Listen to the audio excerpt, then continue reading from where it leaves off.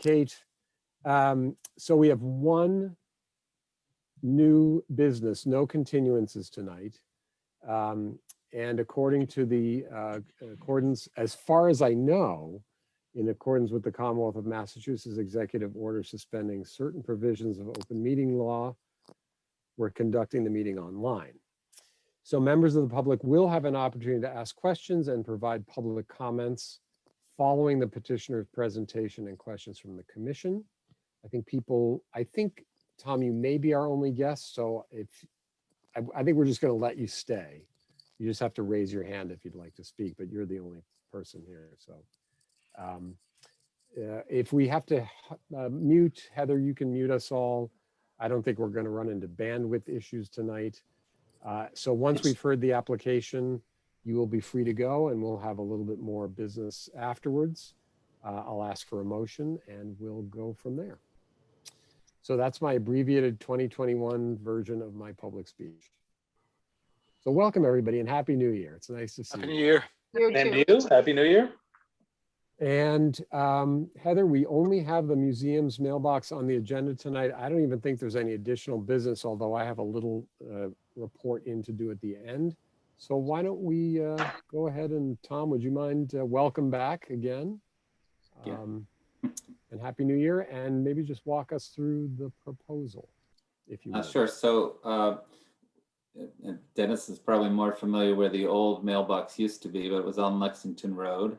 And then when we did our renovation, it was taken out as part of that project. And we also have a PO box, which we've been using at the post office, but we are now ready to, we've converted our address to 53 Cambridge Turnpike, and we would like to have a mailbox. And all of the mailboxes on Cambridge Turnpike are across the street from the museum, or when you're leaving town and headed towards Route 2 on the right side of the road. So this one would also be across from our front door. There's a new crosswalk there. The neighbor has a mailbox, a block away. And so we were thinking of putting it on a granite post. We have a granite post on the front door where the handicapped access button is, and there are a few new granite posts in front of the Emerson house as part of the new construction there. So I think it would blend in, but we don't have strong feelings, so we will take your direction, but that's what we were thinking. Heather, could you please just scroll down to the little plan diagram there? Okay, so it's just across the walk in the grassy zone. Is that a plow safe? Yes. Okay. Yeah. Well, there's a curb there. There is a curb. Okay. Yeah. Yeah. And again, it's where the neighbors are similarly located. And obviously we talked to the Postmaster General, and this is where he suggests it be as well. Okay. And then Heather, could you scroll back up, please, to the picture of the mailbox? So this is the style. Yeah. Or is that literally the mailbox? No, that's the style. Bracket? No, that's the style from the company that we thought we would use to install it. Same bracket, same post, same color? No, we're open on color. Okay, well, so the color and font's going to have us here for like 2 hours. Easily. I think it should be pink. I don't know about you guys. Is there do you have a color, Tom, like black? I mean, is there a? I think probably black. Black. Okay, and then pretty standard lettering. Okay, let me just go around and see if the commissioners have any comments. Heather, maybe just leave that up for a couple minutes. Why don't I go around the horn? Abby, you're first on my. We never did roll call. Oh, right. Thank you. Not that it matters, but if it does matter, maybe we should do it. Well, you know what? It probably does matter. Thank you. Good protocol catch. So I'll go around. Abby, you just have to unmute yourself, I think. So I'm going to call your names. Abby Flanagan's here. Here. Catherine Mast. Here. Dennis Fiore. Here. Kate Chartner. Here. Melinda Shumway. Here. Mia Glenn. Here. Luis Beresbeitia, Here. and Paul Ware. Here. And I'm here too. All right, so that in all reverse order now about the museum. So Paul, the mailbox. Paul, any comments? No, I mean, it all looks fine. I would prefer blue, but that's just me. So I think this is fine and ought to be in the discretion of the museum. All right, thank you. Nia.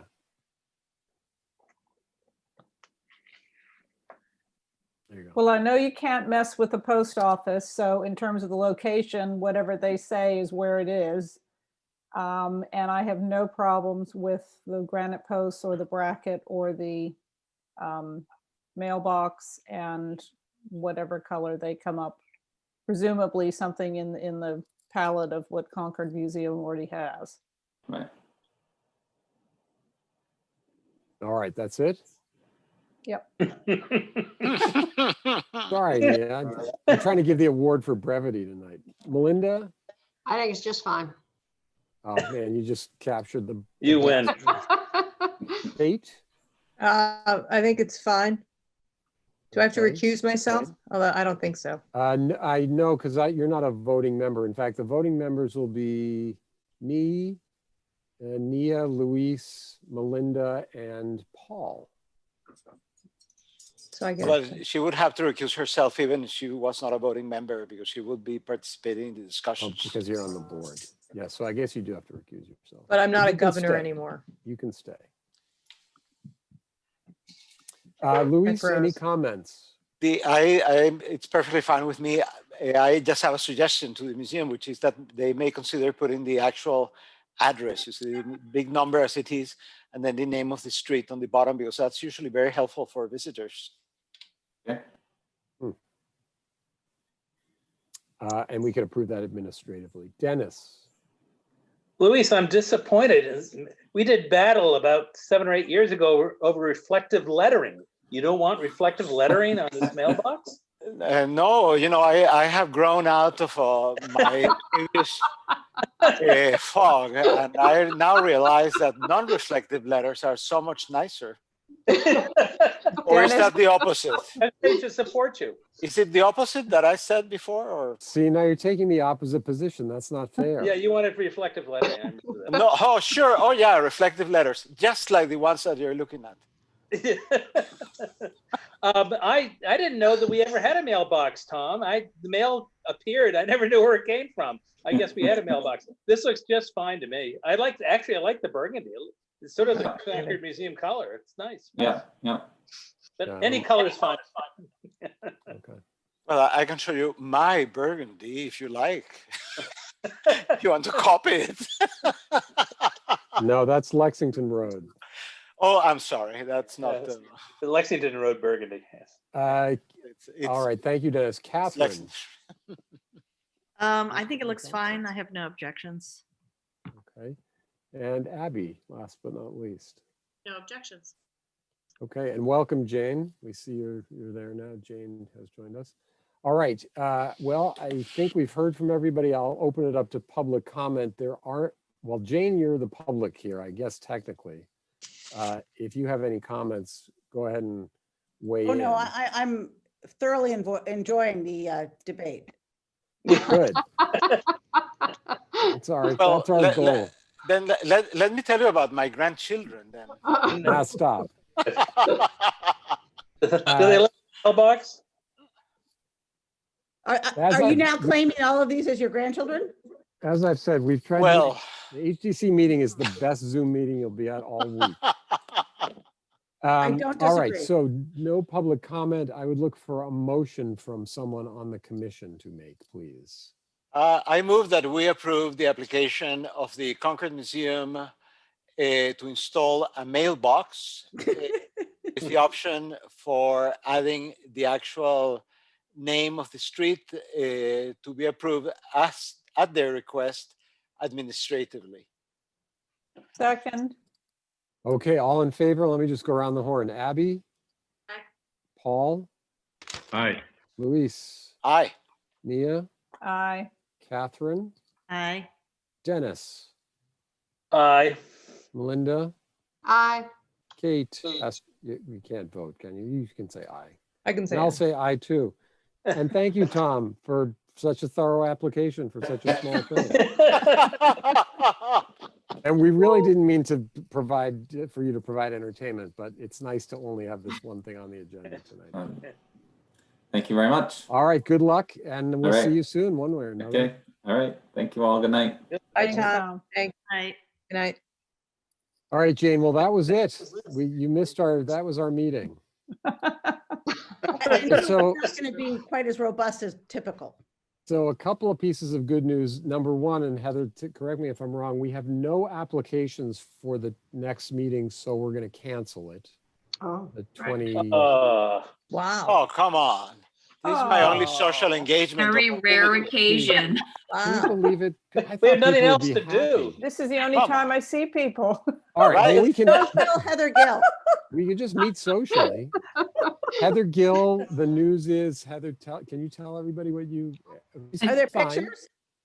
I don't, We don't have any new they're ones. all on my phone, so I can't put any up, but they're doing fine.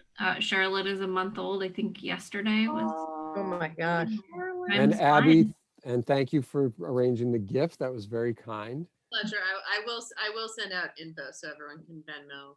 Oops, I gotta Okay. send you I was some. gonna That's say, what I wanted to know. Thank you, Please? Abby. Yes, please send Venmo info. I will You send- all know that Abby bought some clothes and you all saw the. I bought her the car seat cover that I use with my kids in the winter and a snuggly little fuzzy. Okay.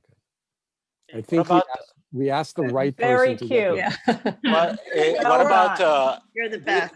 this is important. What about the case of port? I did th- What not send- about it?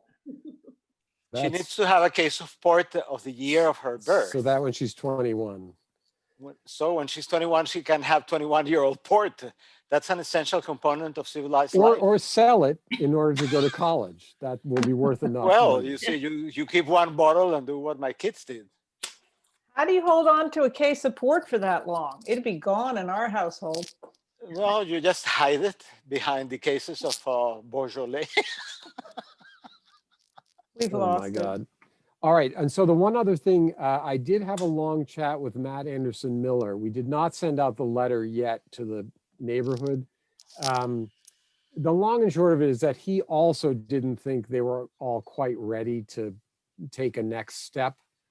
They hadn't had any more communication together. So the one piece that I have not done is I was going to update the FAQ sheet we prepared because there were a number of other questions that he and I talked about that would just be helpful to send the neighborhood to just so they were all clear. Because remember, a lot of the questions they were asking us for sort of procedural questions like, if I want to change my mailbox, what happens?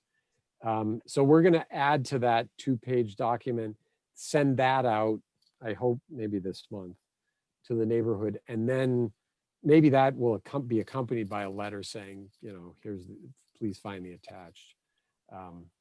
But anyway, I think generally we agreed to put it back in their hands.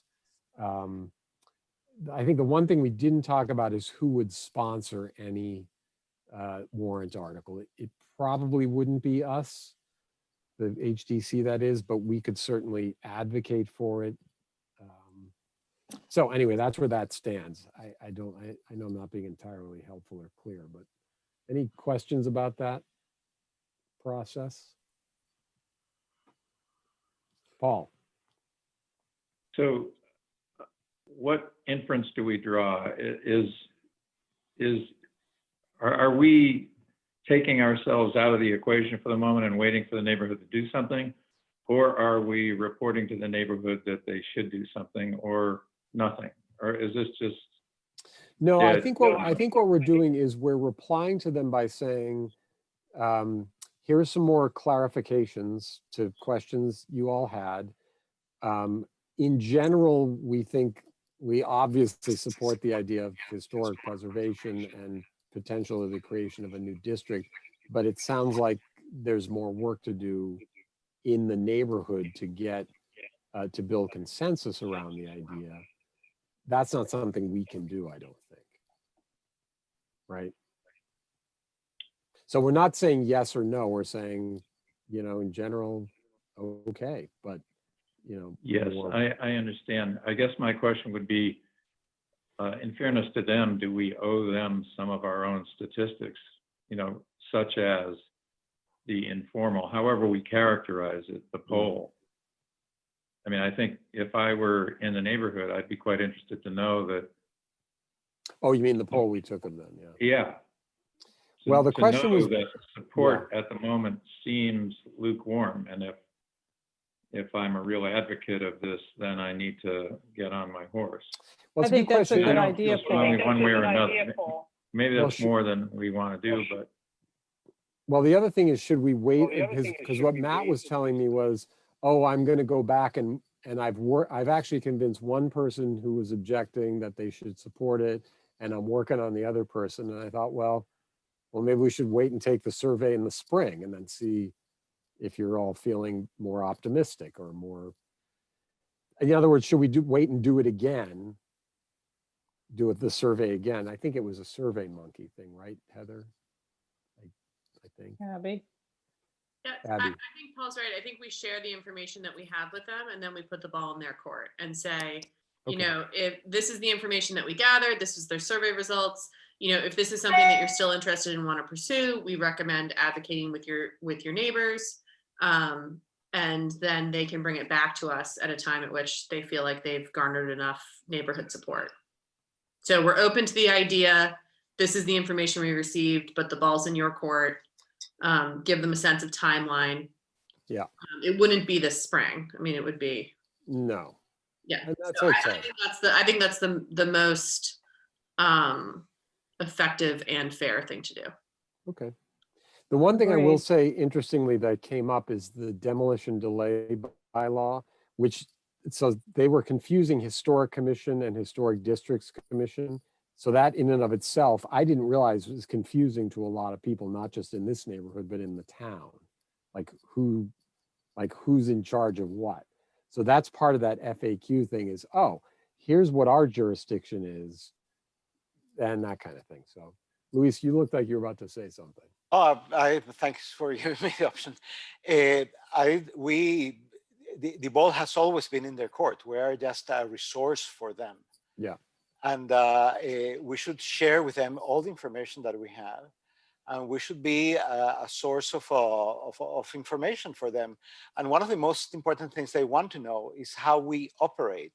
And how we make decisions. And from that perspective, I think it would be important that we make a statement saying how we would evaluate a deck house that wants to have an addition or a modification, etc., and to make a set of proposed guidelines that spell that out, because that would be, they are putting themselves, if they are successful in this endeavor, in our hands. So they need to make sure that we understand what we're doing and that we're not going to be, arbitrary in our decisions.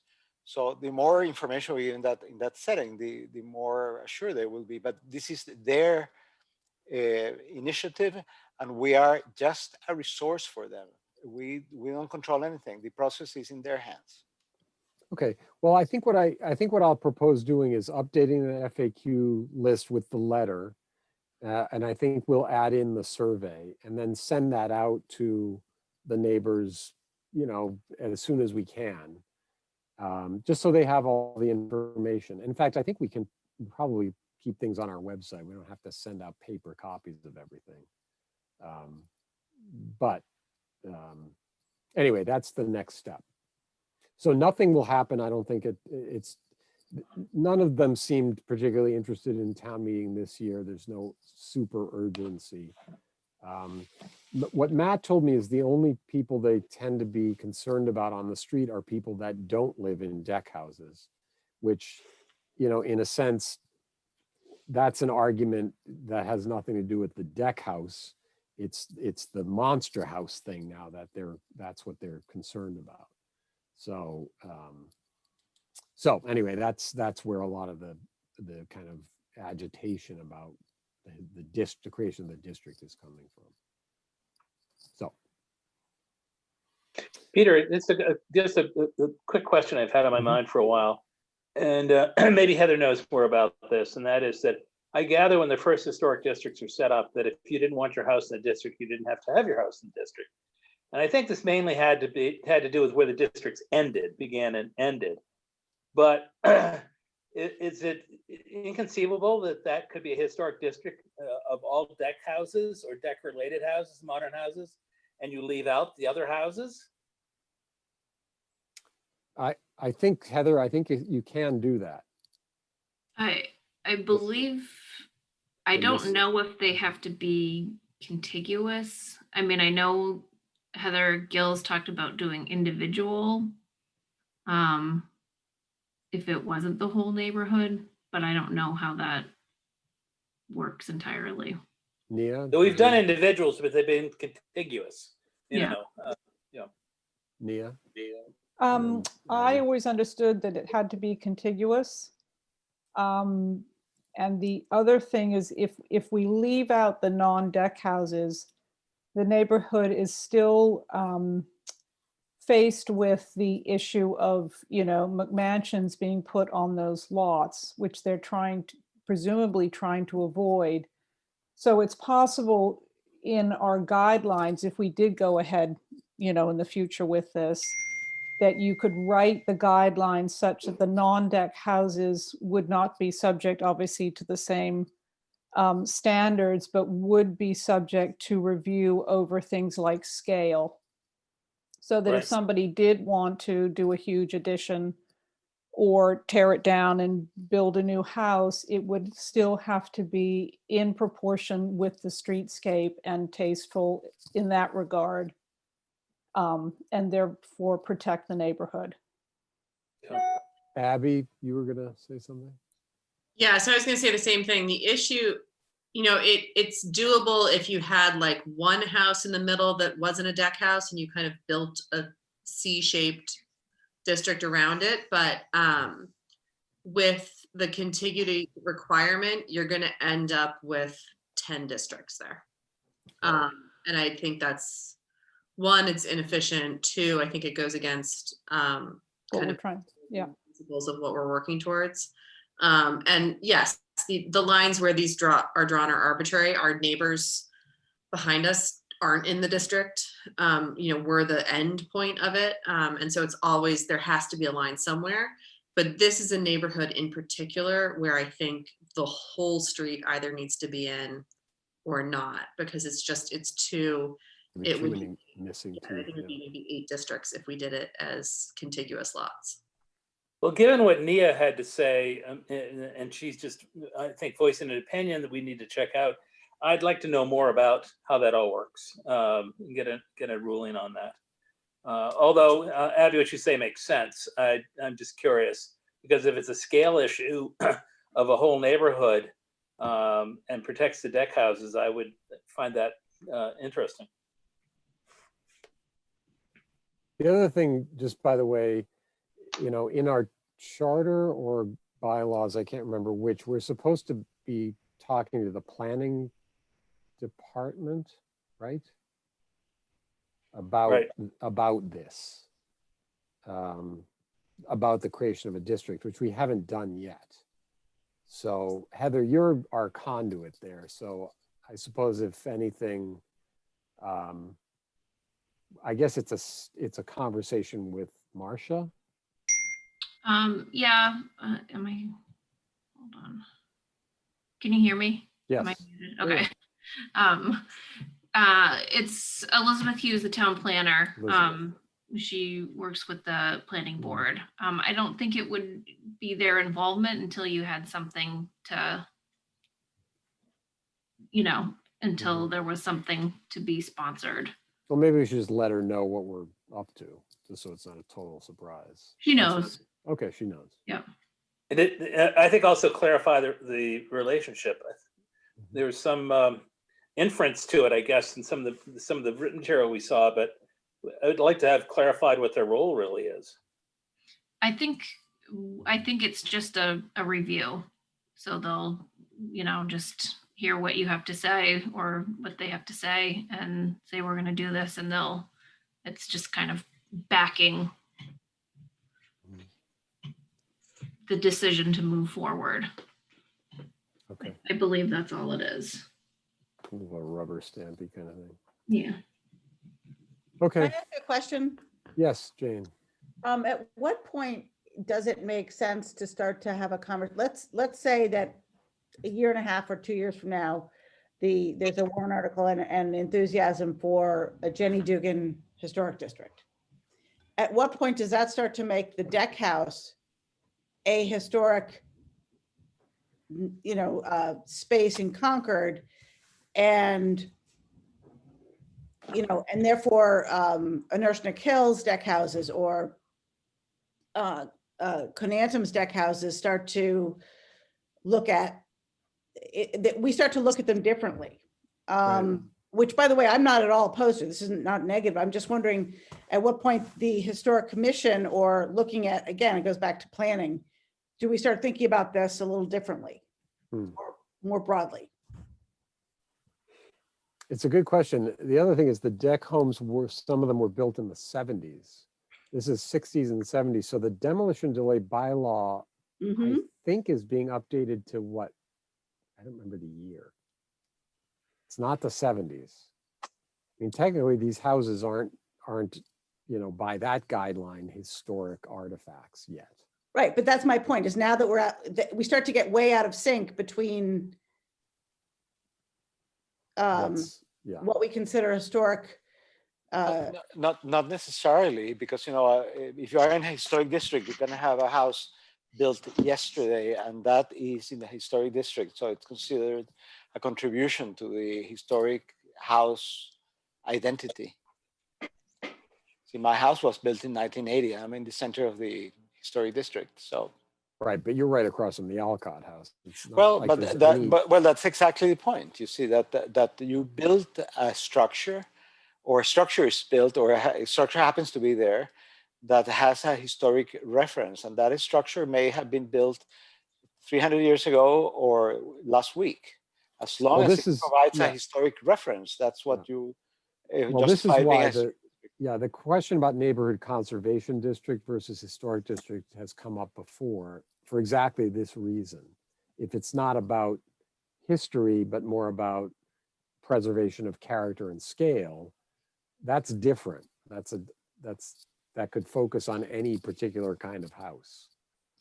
But with one caveat, that it's much easier to justify that imposition by saying that you are promoting a historic perspective. You see, having a historic reference is something worthwhile, and a city like Concord, a town like Concord, can very easily capitalize on that.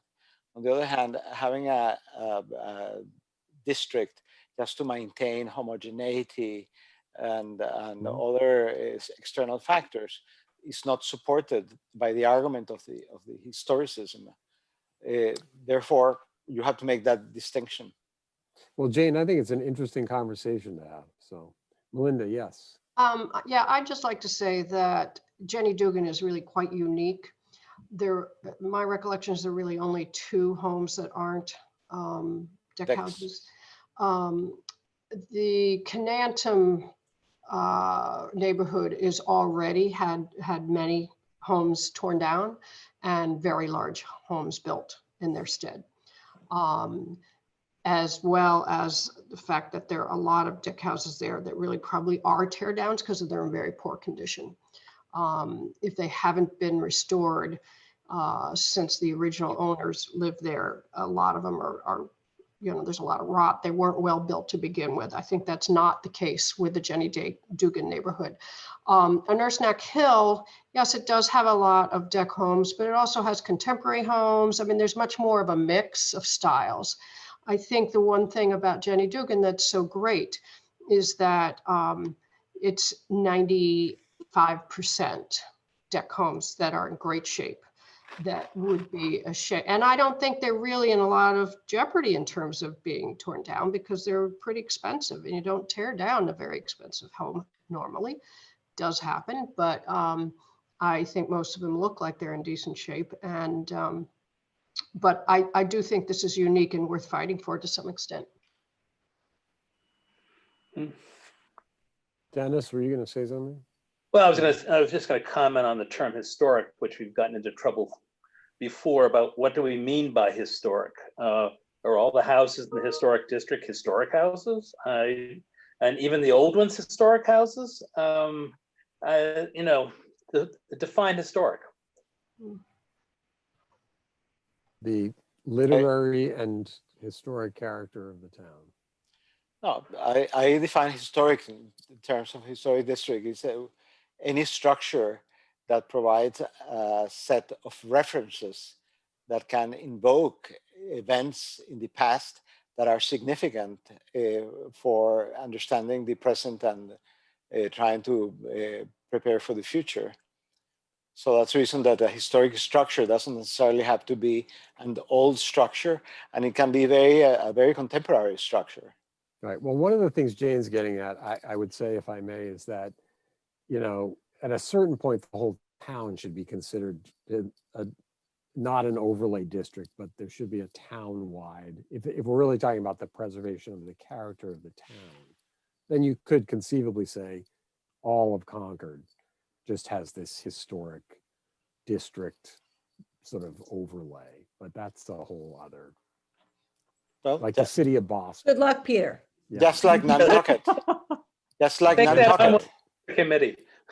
Nantucket. Nantucket, it's all a historic district. Yeah. Well, it's Are interesting you in going to run for Boston. select board? What's that? Can I get you to run for select board? Why would I ever? Gonna run again for select board? What? Are you gonna run again for select board? I'm termed out. This is the end of my 6th year. Oh, But I just thought Oh, if Peter has an ambition for the town of Concord, what better place to lead it? Oh my God. Oh, but he's going to be the HDC czar for life. Yeah, no, we have to talk about leadership transition. That shorten his life. That's what we should talk about next meeting. Leadership succession plan. No, I was going to say in Boston, we always, Paul, you probably know this. We get into this weird place where if you're on the edge of one of the districts in Boston, then the BPDA actually gets involved and says, we don't care if you're not in the historic district, you're in Boston. So all of this character stuff sort of matters anyway. So interesting. it gets complicated. Boy, that seems to get lost in many places in Boston. It doesn't always work. Yeah, depends how much money you have, the developer. I didn't say Same it. old story. I didn't say it. Or what color your mailbox is. Mine?